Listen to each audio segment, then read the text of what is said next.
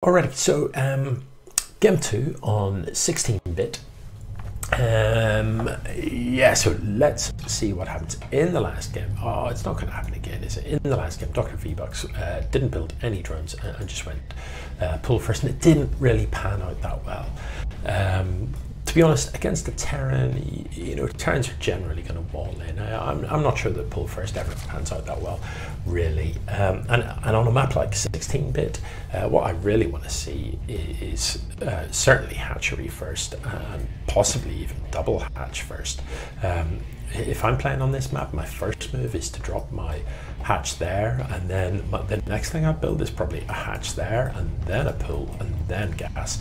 I just go super greedy on this, and then I'll drop like a spine, and then I'll just, you know, power up on 3 bases like an absolute boss. But we do see a pull being built, so it is pull first, but there were some drones in the mix as well. There were some drones. So what's happening now, DrVBucks? What are we saving up for Christmas or something? Look at all this money. That is a lot of money. You've got the supply, you've got the money. Why are we building nothing? You know, now that we're in round 2, the gloves are off. I'm afraid building nothing at the 1 minute mark, it's not going to cut it. It really isn't. You know, you're not going to get anywhere without building stuff in this game. It's absolutely critical that you are shooting to the floor in terms of production in the early stages of the game, because if you're not, you just get left behind. There's no way back.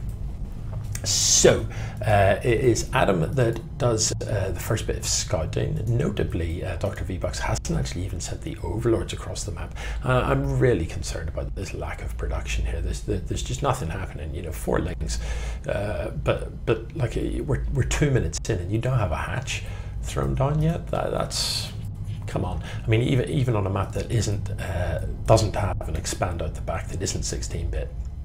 Even on a normal map, that is a very lit hatchery for a Zerg, and there's no reason for it. Look at all this money. You can afford right now to drop 2 hatches.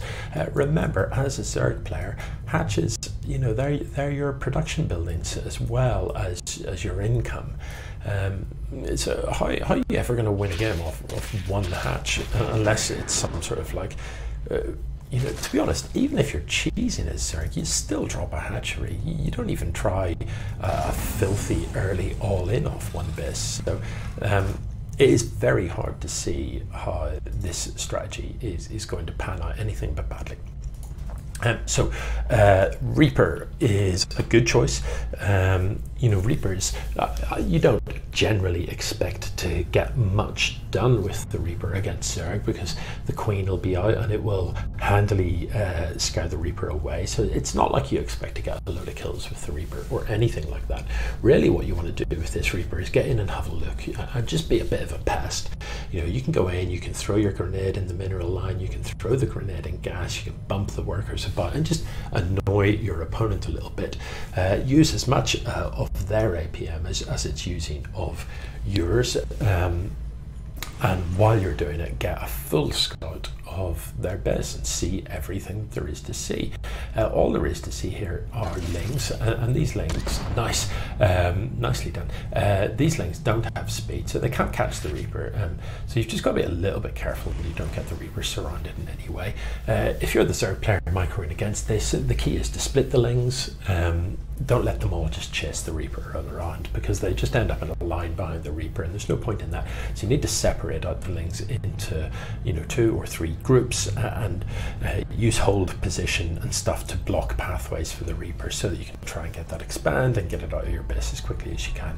But ultimately, you expect, like, you should have 2 queens, to be honest, at this stage. 1 for spreading creep and 1 on the hatchery itself. You should have 3 hatcheries.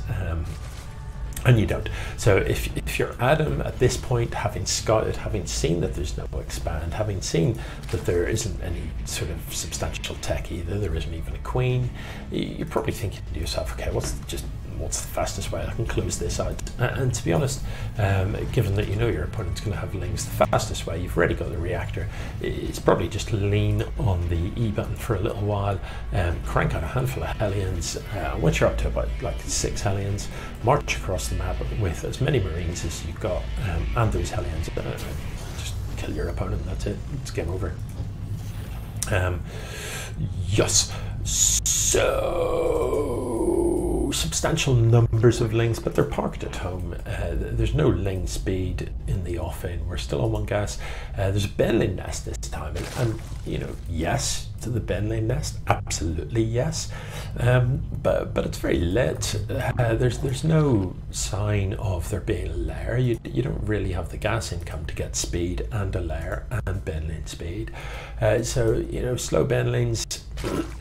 It's going to be, by the time they're out, I dare say our Terran player is likely to have something to deal with it. If you are the Terran player and you see this stuff as, oh my goodness, how did I miss that?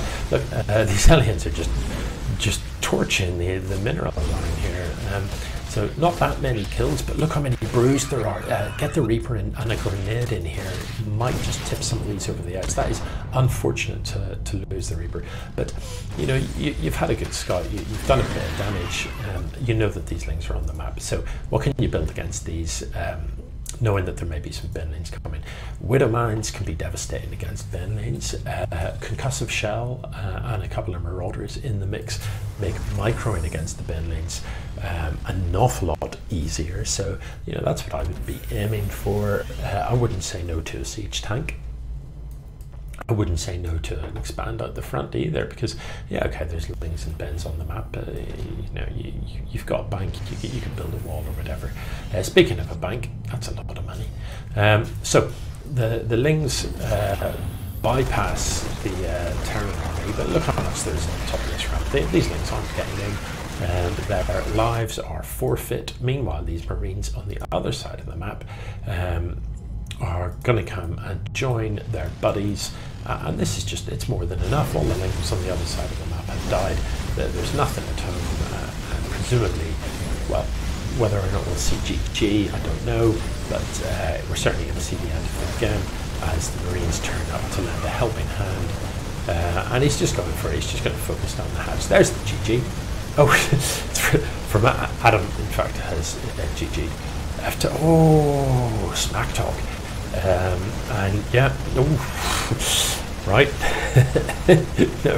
no GG, but we did see an F10. Alrighty. Well, that was that.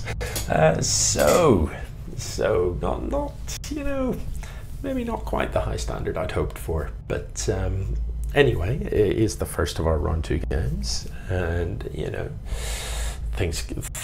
the only way is up, isn't it? The only way is up. We've certainly got some good games in the offing. So yeah, hopefully I'll be back with another cast tomorrow. GG.